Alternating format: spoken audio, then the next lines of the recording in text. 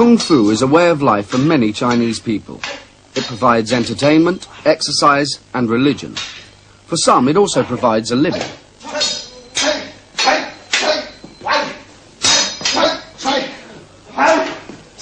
These two young men are film actors in Hong Kong. They are planning the choreography of a fight they will perform in a Kung Fu film.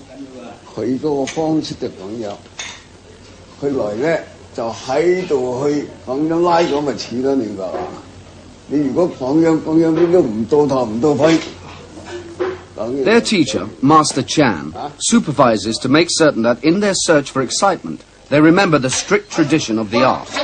However spectacular the action, it must conform to what the Chinese audience recognizes as good Kung Fu.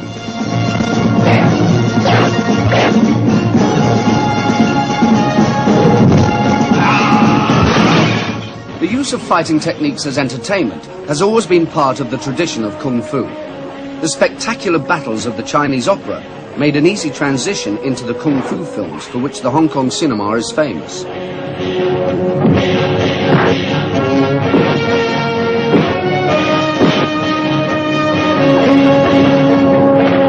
The Chinese audiences understand the differences between techniques and are excited by the skill of the performers. The fight sequences are like ballets. The aim is not just for the hero to win, but for him to defeat his opponent with elegance.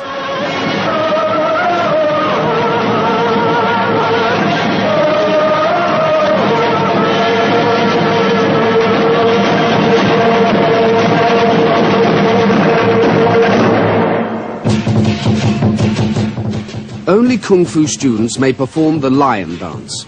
This dance has been a part of every Chinese celebration for centuries. Even in sophisticated Hong Kong, the custom is still very strong. No shop can be opened or building completed without the lion and his orchestra to bring good luck and cast a favourable atmosphere over the event. On this occasion, the dance was performed on a local police station's fete day.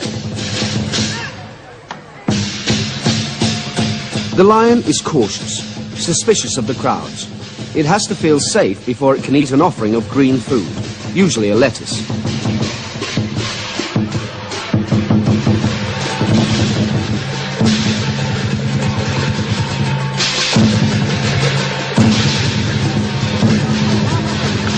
Beneath the lion's head, tossing the lettuce into its mouth with his feet, is a senior student of Kung Fu.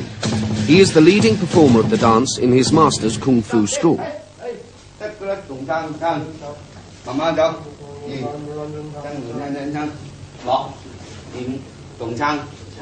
The school charges a fee to perform the lion dance, and the money is shared out among the students. The schools that have lions which are known to be lucky and that perform well can earn useful amounts.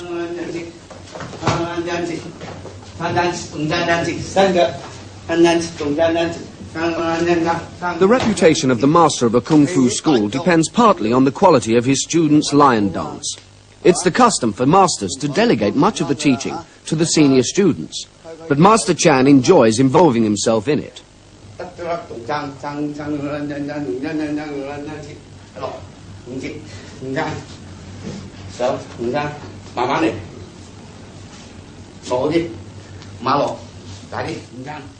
It is a long and complex dance. Each movement of the dancer controls different parts of the lion. The dance is designed so that when the mask is placed over the dancer, his personality vanishes and all his actions bring the lion to life.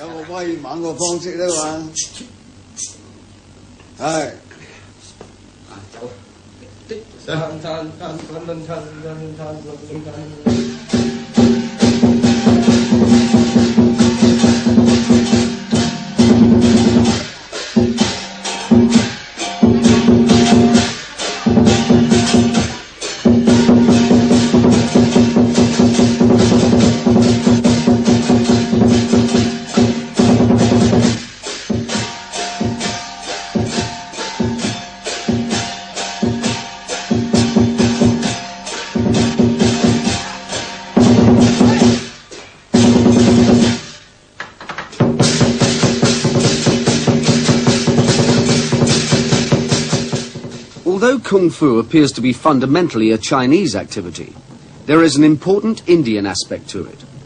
It's from India that the religion of Kung Fu came, and perhaps some of its fighting techniques. From about 400 BC, the ancient roads between India and China were used by Buddhist monks. Some of the Chinese monks found their way to this historic city of Kanchipuram in South India, and one of them is carved into stone in a 7th century temple. On the wall beside him are carvings of figures in fighting postures, probably the oldest detailed records of martial arts that exist.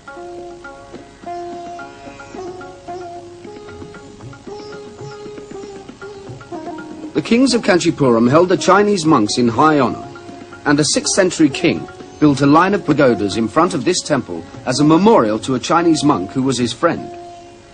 The journeys were not all one way. It is probably from this same city that an Indian prince set out to travel to China. He is now known as Bodhidharma, the founder of Zen Buddhism. He is revered by martial artists, and throughout China and Japan his portrait hangs in the training halls.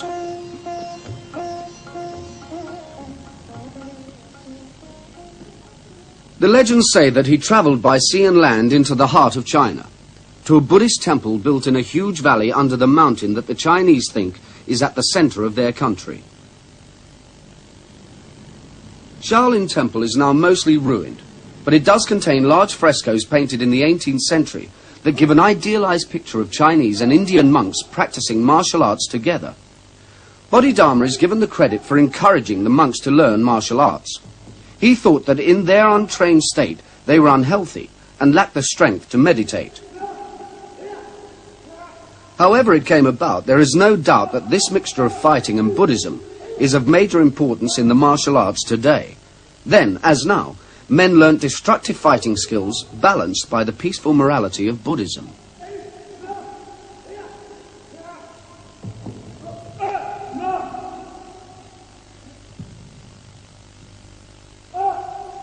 For much of the time, the monks were able to live in peace, but at least twice they fought to help emperors to the throne of China. Many times they were closed down by emperors who feared their fighting skills. Each time that happened, they went underground and spread throughout China. From China, the art of Kung Fu has traveled to Chinese communities throughout the world.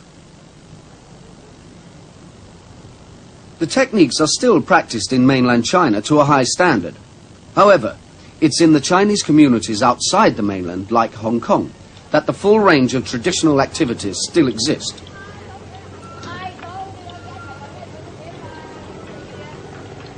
Some of these are associated with the triads, the secret Kung Fu societies that organize criminal activities, protection rackets, prostitution and drug smuggling. Of course, this is not true of all Kung Fu masters.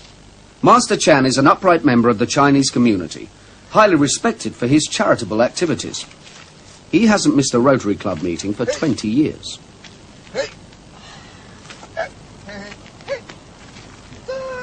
Like so many Chinese, he starts his day exercising to receive the benefit of Chi, the life-giving energy of the world that they believe is especially concentrated under trees in the early morning. He came to Hong Kong from South China about 60 years ago and learnt Kung Fu when he arrived. He is typical of the best of his generation of masters.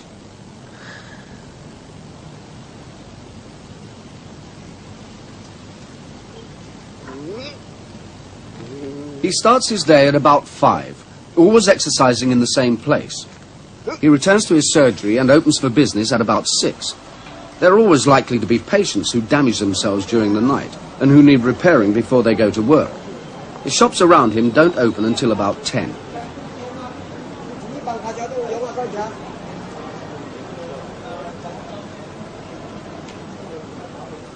Master Chan is famous for his skill as a bone setter and his ability to ease painful backs and soothe bruises.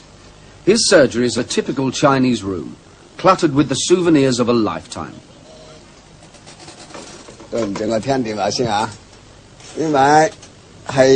From here, he maintains a constant telephone link with his friends throughout the country. Since he's lived in Hong Kong for so long, he knows everybody. His influence is much greater than his apparent status.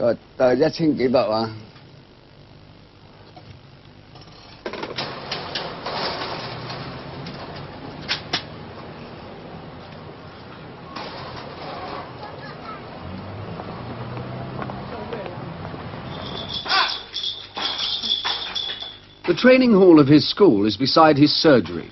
It has all the normal equipment found in a kung fu school, including the dummy man, who is attacked by all the students in turn.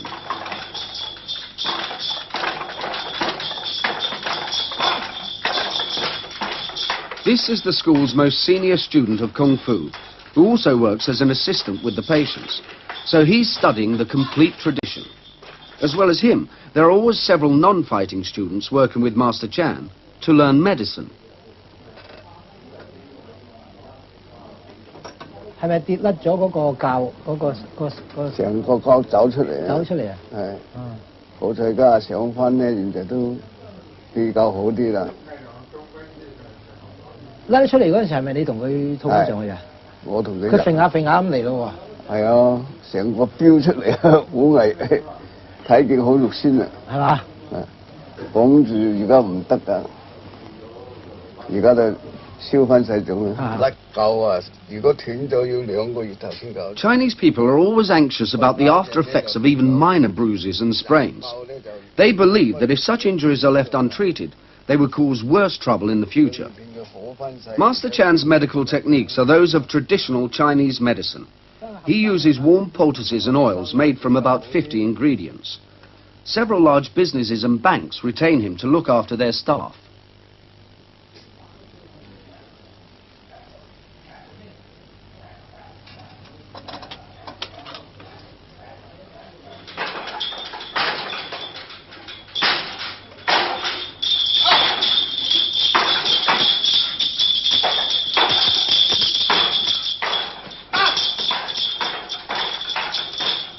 The basic moves of Kung Fu are the same for all the systems.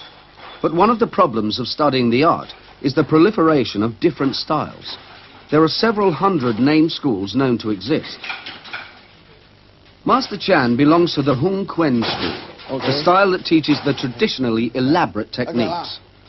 Most of the older styles of Kung Fu have many weapons techniques, often using military weapons. They are a reminder of the days when martial arts schools were the centers of rebellion against the usurping Qing emperors of China. From 1600 onwards, the secret Kung Fu societies organized rebellions that lasted for years and tied down huge armies. It's these revolutionary societies that have dwindled to the triads. In today's weapons training, there are many decorative flourishes which have no combat use, but they instill confidence in handling the weapon and intimidate opponents.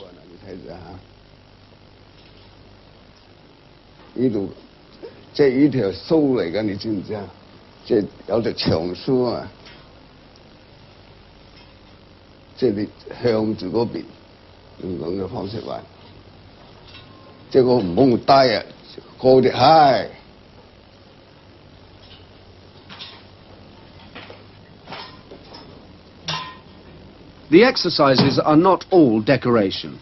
These upward cuts are designed to attack the softest parts of the body from the angle least protected by armor.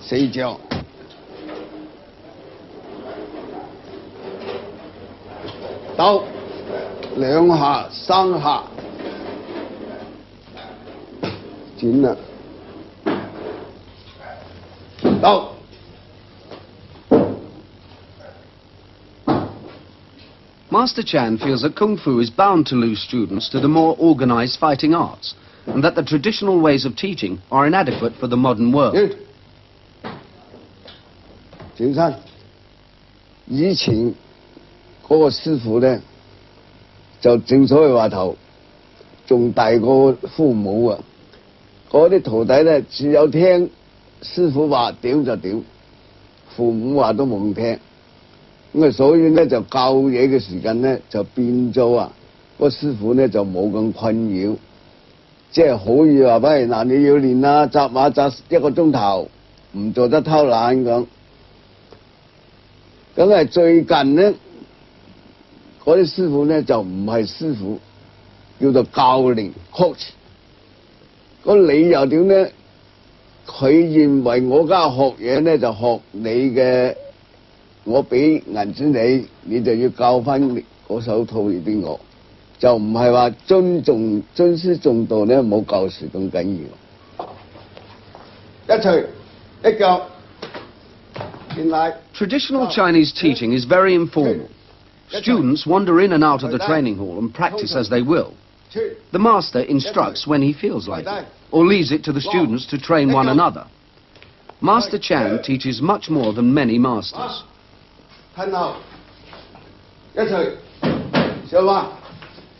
There is no profit in Kung Fu for Master Chan. His training hall takes up valuable floor space at expensive Hong Kong prices. He recoups his losses by business acumen. He rents the whole ground floor of this building and runs several businesses in it. On the street there's a prepared food shop and a tobacconist. Behind there's a tailor's. This was the first trade that he learnt when he arrived in Hong Kong about 60 years ago. He has 3 children, a daughter and 2 sons. One is a surgeon, practicing in New York. The other runs a travel business, neatly fitted into the gap beside the tailor's and behind the food shop. Essentially, Master Chan sees the perpetuation of Kung Fu as one of his duties to the Chinese community. In most Kung Fu styles, there are many long, elaborate forms to study. The long sequences of fighting moves include sections which take their names from 5 animals, or the 5 elements.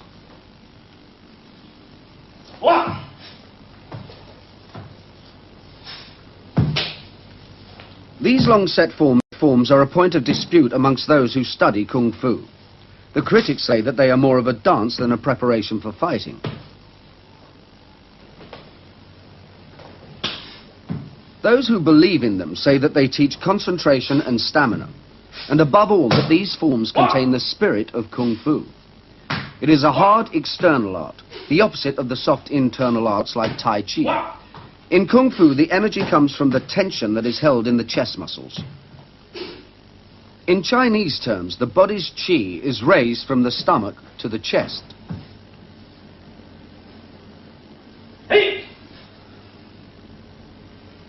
There are even sections where he has to pretend to be drunk, to deceive an attacker for a moment.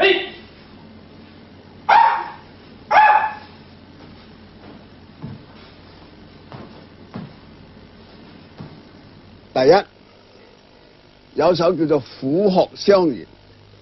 虎鶴相連呢，即係一個老虎，一隻鶴。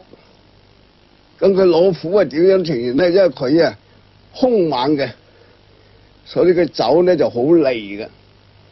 所以普通人一錘打過嚟咁先啦嚇，佢一夾住呢可以打佢。假如呢度打佢唔到呢，呢度一溝即係用走啊！ 一溝咧打就呢度彈一上上，咁嗰度咧就多數都領嘢，就虎鶴相連。個鶴形咧亦係差不多係點咧？佢就用技巧啦。假如有人或者咁樣打過嚟，我喺佢身體打過嚟，使隻手啊呢度當鶴爪啊，一勾開，釘佢，玩，好。 Hey. Hey. Hey. Hey.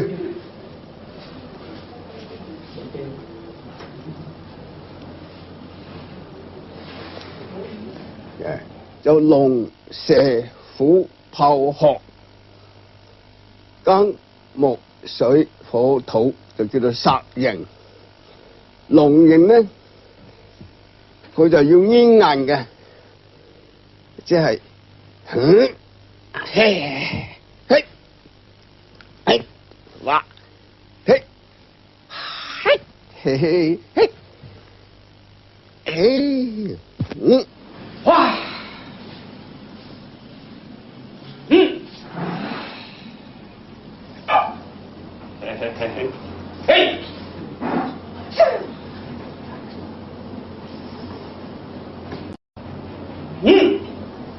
蛇形咧就好活潑嘅，一笪落嚟嘅時候咧，一飆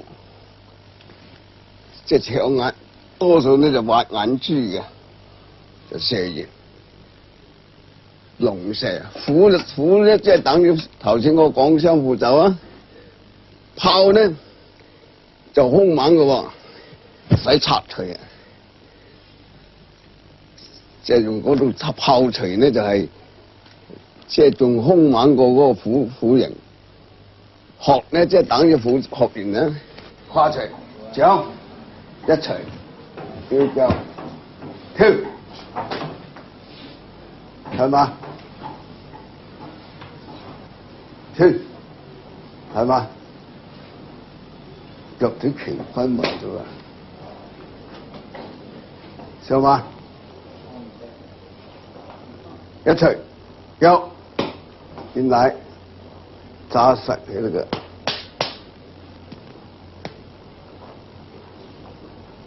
It's only in the last few years that the Chinese have been prepared to share the secrets of Kung Fu with other races.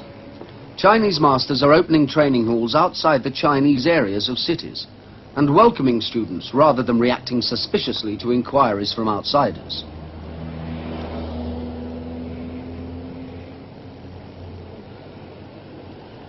In London, Master Simon Lau has taken over the top floor of an old church to teach the Wing Chun style. His approach is very different to Master Chan's.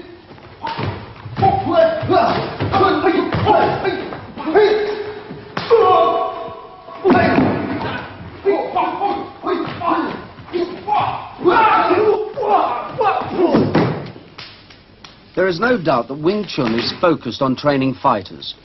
Compared to other styles, the techniques are direct and obviously powerful.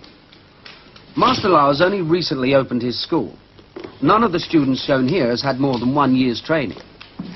It's a style that the enthusiastic student can become effective in very quickly.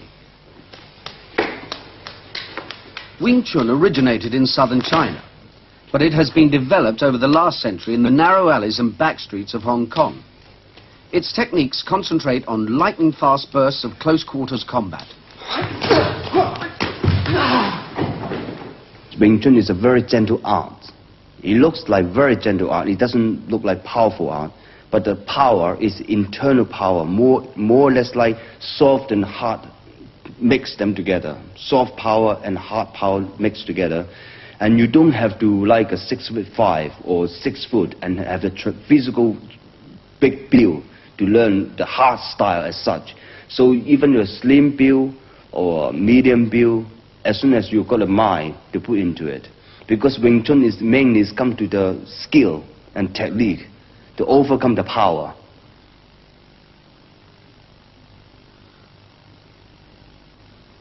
There are only 3 set forms in Wing Chun, and all are short. This is the first form.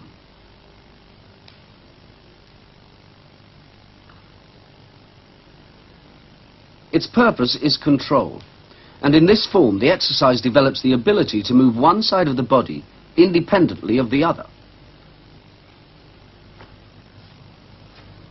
All the moves are used in Kung Fu fighting. There are strikes, grips, and rolling hands that twist and control the attacker's arms.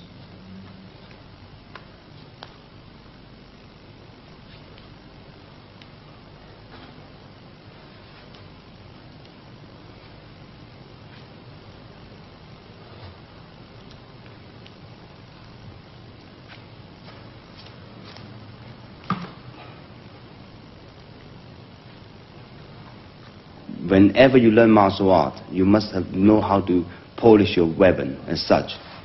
We're using the punch and these 3 knuckles. There's a punch. We're using this as a knife hand and attack from that one. The other side, palm strike, elbow, knees, mainly heel, the bottom part of it. And it's a major part of the Wing Chun weapon.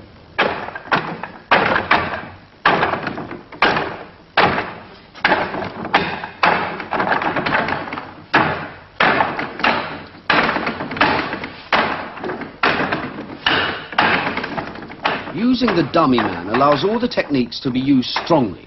It hardens the performer's arms, training him to expect and accept the pain of his blows.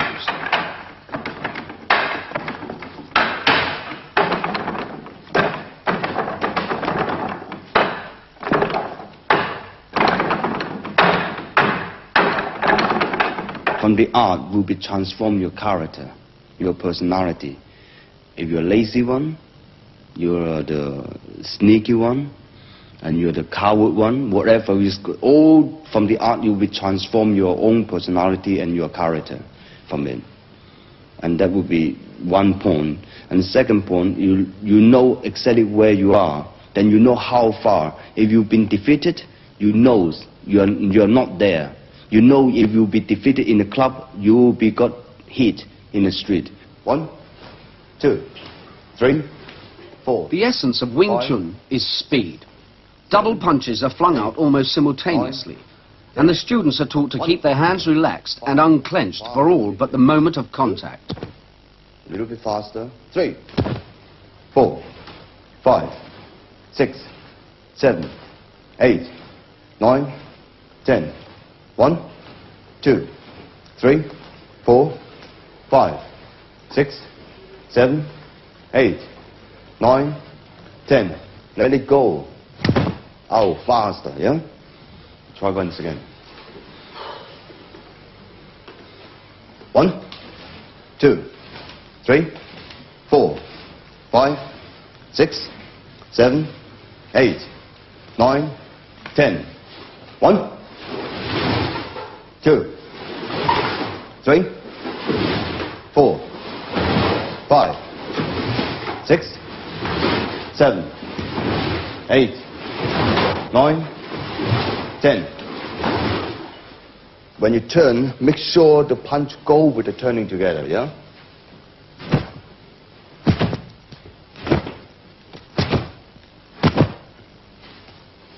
You turn and you punch. You turn the punch together. Yeah? Don't go like separate, like this. You're turning separately. Okay, let me try. 1, 2, 3, 4, 5, 6, 7, 8, 9, 10.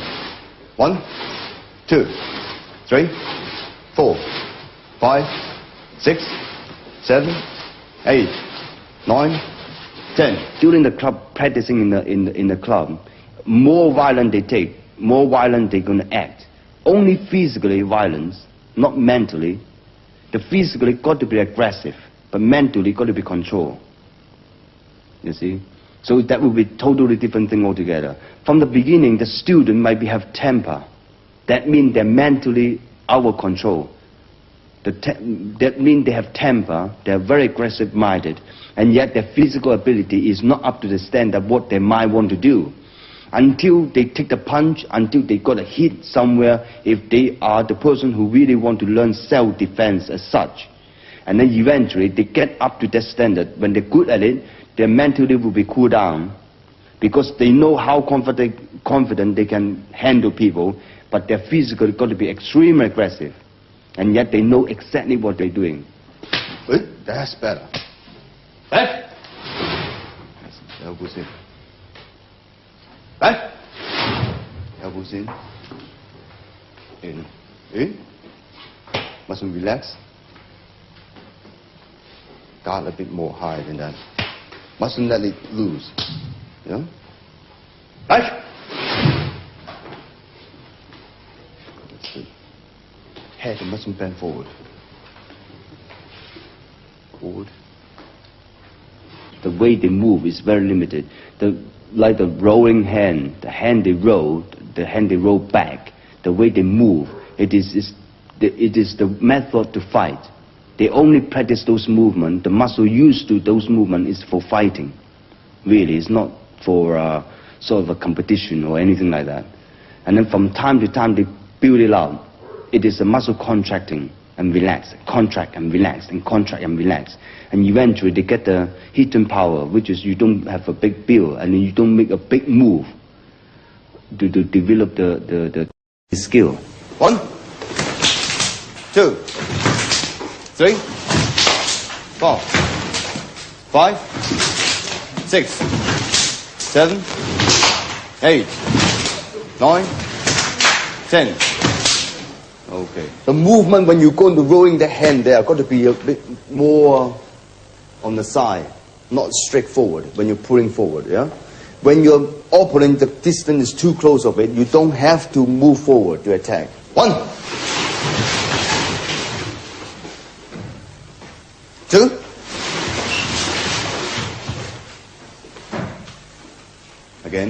1, 2, and again, 1, 2. When we fight, we don't have rules. We have no rules because we train for real self-defense. Real self-defense, I mean real fight. When you have a real fight, you have no rules. There are no concessions to the women that study here. They're expected to stand up to the sparring with the male students in preparation for actual fighting conditions.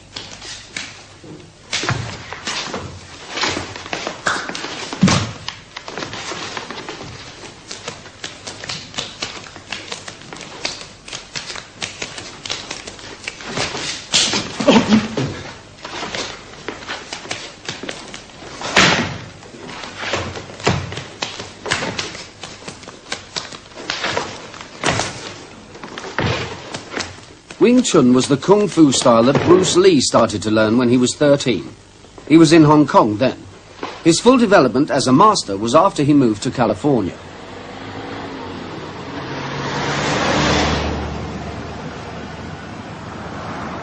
It was in Los Angeles that he began his film career, and at the same time worked out his theories about the fighting arts.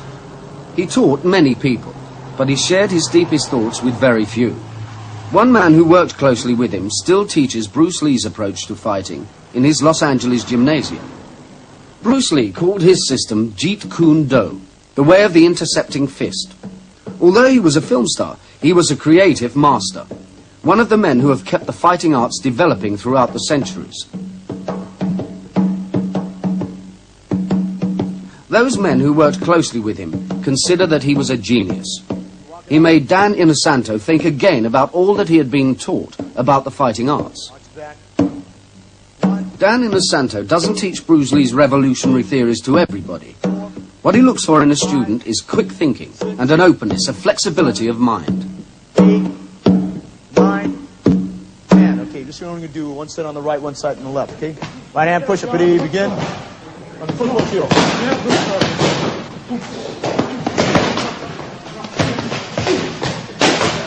Although Jeet Kune Do is based on Kung Fu, it uses many other techniques as well.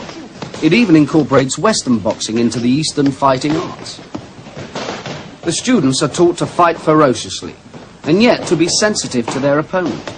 They must feel out his technique and respond to the energy of his attacks, taking it over and using it against him. Bruce Lee taught that the response to attack can be to use a technique from any fighting system in the world. It's a combination of East and West, and it's neither Japanese or Chinese or Okinawan or Korean or Filipino or Indonesian, or which he also borrowed from French Savate quite heavily also. See? So it's just a combination that somebody had something to offer, and he wanted to blend it into what worked for him. So Jeet Kune Do, Bruce's art, is basically what works for that individual. And it still goes back to what we were talking about: research your own experience, absorb what is useful, and reject what is useless, and add specifically what is your own creation. Bruce never taught us forms, and we're probably the only non-classical Kung Fu style that has never been taught forms. And according to Bruce, if you taught forms, it wouldn't be the mechanics. Okay, if you notice a lot of Chinese sets, they'll go like this, right? And they'll go like this, or they'll go like this, and they'll go like this, and then they'll do it with the left hand, see? Bruce was against forms because you don't know what it's for. Why don't I just practice it like this? And break, then hit the groin and hit the face and hit, rather than practice it like this and not know what the meaning is for. For instance, if I go like this, why not practice? Rather do it in a set, why not practice what it's for? Rather than do it in a set like this, do it in a set like this, and the student doesn't know what he's doing, okay? The basics over here is that you have a front barrier and you have a rear barrier. So once the kicking range has been closed, and it usually is closed very quickly, we trap the first barrier. This is referred to as Pak Sao. Pak Sao, okay. Okay. Now, depending on his energy, he will come out with maybe as many as 12 different types of techniques, depending on how much force he is given. This is called lap sao gua choi, okay, gua choi, okay, from the position, okay. This is what we refer to as trapping hands, okay. Now, if the energy is different, this is what we refer to as a double pak sao, okay. Okay, when you do this, it's your choice. He can go into a bent elbow lock, which is right here. He can, at his choice, go into a straight elbow lock, which is straight down like this. He can, at his choice, even go into a choke, depending what he so desires, okay? Or he can, at his choice, if he prefers to, after he does the pak sao, lap sao, gua choi, turn it into Western boxing, jab, cross, back fist, uppercut, and so on, depending on his choice, okay? He can, at his choice, even go into another art. Let's say he went to pak sao, double pak sao. Okay, he can, at his choice, maybe go into a partial elbow lock, okay, hook his right hand over his head, go in the collie type of combinations, if you so desire, okay, with a knee to the head, okay. Now, let's say that I had a low reference point here. This is what they call a pin choi to gua choi, okay, from that position, okay. And he can, depending on his energy, right, go into lap sao gua choi from that position, okay. But this is the basis of it, see. There's not a lot of technique because the technique goes by his sensitivity, okay. Let's say he does a pak sao from this position here, and the hand is grabbed, okay. He can wrist lock that arm, and he goes down, okay. So it's not, is it grappling, is it choking, it doesn't matter. You go according to the sensitivity he gives you. If you limit yourself to a particular style, then you have to solve it. For instance, if I did a pak sao, Wing Chun will go like this. It'll just sometimes go straight, okay. There is no, maybe I can flow into collie position here, because this is the foundation that Bruce taught us, that it doesn't matter what art and where you take it from, you just flow accordingly to the structure of your body. So it doesn't have to be. And I think that's where the great fall in the world is. They think it's a Chinese. It is a Gung Fu style because its roots are found in, 50% is found in the Wing Chun system. But he went out of it, okay? There is not like the movies where you see the hook kick and cyclone kick. It is nothing something like this. Let's say we go like this, and this stuff that you would see, very seldom Bruce would use. In all the confrontations that I've seen Bruce, in actual confrontation, I've never seen him do any of this at all unless he's just playing around with the man, okay? So all this high kicking and flashy kicking is usually out. For an example, right? This here, if he grabs my hand, Bruce would just go, stop, that's good enough. See? But you see, as Bruce said, what is spectacular for a movie is not usually practical for the street. And what is practical for the street is very dull for a demonstration. Who wants to see a guy go pak sao, he grabs and you stomp and he headbutt, see? Or you hit up. It's not spectacular enough, see? But now the spectacular stuff, of this stuff here, it attracts the audience, right? But it's not where the art is at, okay? This is where we are, where Bruce said he was violently against. Bruce said that you had to have something between East and West. And I think in the Orient they tend to be over-secretive, over-flowery sometimes, and hiding a lot, see? If you're secure in your knowledge, you don't have to hide it. Why hide it? Okay? You can just bring it out.